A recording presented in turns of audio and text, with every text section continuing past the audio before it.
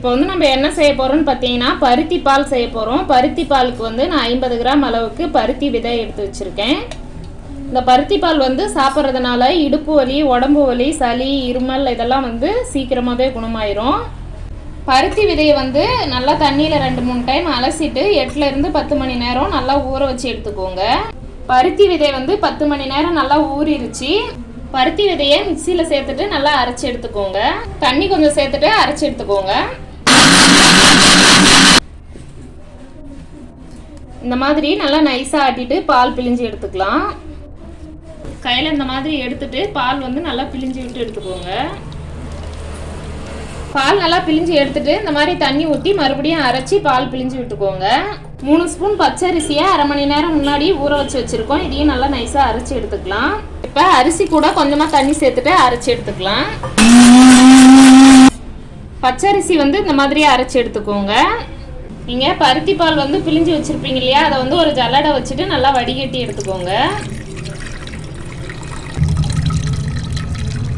இந்த மாதிரி வடிச்சிட்டு இதில் இருக்கிற இந்த சக்கையெல்லாம் எடுத்துருங்க.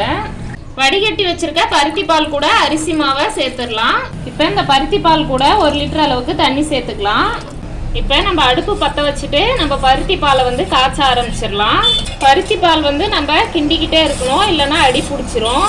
இப்போ இதில் எவ்வளோ தண்ணி சேர்த்துருக்கோன்னு பார்த்தீங்கன்னா 1 லிட்டர் அளவுக்கு தண்ணி சேர்த்துருக்கோம். பருத்தி பால் ஒரு அரை லிட்டர் இருக்கும். மொத்தமாக சேர்த்து இதில் 1.5 லிட்டர் அளவுக்கு தண்ணி இருக்குது. இந்த பருத்தி பால் புழிஞ்சிட்டு இந்த சக்கையை எடுத்து வச்சுருக்கோம். இது வேஸ்ட் பண்ணாதீங்க. நீங்கள் மாடு இருந்துச்சுன்னா மாட்டுக்கு கொடுங்க, அப்படி இல்லைன்னா நீங்கள் செடி இருந்துச்சுன்னா செடிக்கு உரமாகவும் யூஸ் பண்ணலாம்.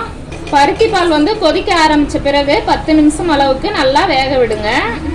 நம்ம பருத்தி பாலில் எதுக்காக அரிசி மாவு சேர்க்குறோம் அப்படின்னு பார்த்தீங்கன்னா, பருத்தி பால் மட்டும் காய்ச்சும் போது நமக்கு வந்து பால் வந்து திரிஞ்சிரும். அரிசி மாவு போடுறதுனால நமக்கு வந்து கெட்டியாக நல்லா பால் போல் வரும். அதனால தான் நம்ம அரிசி மாவு சேர்க்குறோம். ஏலக்காய் 3, 10 மிளகு, ஒரு துண்டு சுக்கு, இதை வந்து நம்ம பொடியாக செஞ்சு எடுத்துகிட்டு வந்துடலாம். பருத்தி பால் வந்து 10 நிமிஷமாக நல்லா கொதிச்சிருச்சு. வெல்லம் 200 கிராம் சேர்த்துக்கலாம்.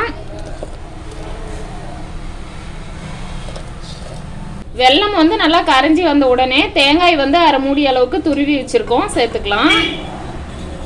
ஏலக்காய், சுக்கு, மிளகு 3யும் பொடியாக செஞ்சு எடுத்துகிட்டு வந்தோம், இதையும் சேர்த்துடலாம். இப்போ நல்லா கிண்டி விட்டுக்கோங்க. இனிப்பு சுவையை தூக்கி கொடுக்கறதுக்காக கொஞ்சமாக உப்பு சேர்த்துக்கோங்க. அருமையான பருத்தி பால் வந்து ரெடி ஆயிருச்சு. அடுப்பை ஆஃப் பண்ணிடலாம்.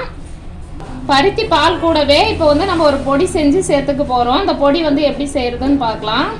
சுக்கு 10 கிராம், ஏலக்காய் 10 கிராம், மிளகு 10 கிராம், அதிமதுனம் 10 கிராம், திப்பிலி 10 கிராம். அதிமதுனமும் திப்பிலியும் பார்த்தீங்கன்னா நாட்டு மருந்து கடைகளில் கிடைக்கும், நீங்கள் கேட்டு வாங்கிக்கோங்க.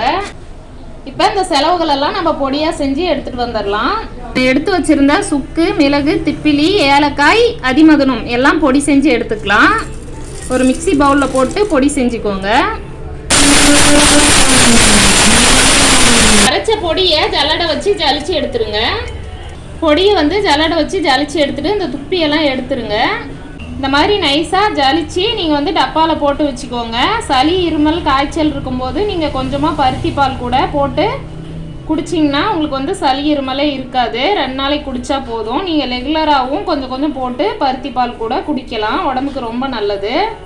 சூடான பருத்தி பால் வந்து ரெடி ஆயிருச்சு. இந்த மூலிகை பொடியை பருத்தி பால் கூட ஒரு 1/4 ஸ்பூனுக்கும் குறைவாக சேர்த்துட்டு நல்லா கலந்து விட்டுக்கோங்க. அழகும் ஆரோக்கியமும் கூட்டக்கூடிய இந்த பருத்தி பாலை நீங்களும் வீட்டில் செஞ்சு குடிச்சு பாருங்க.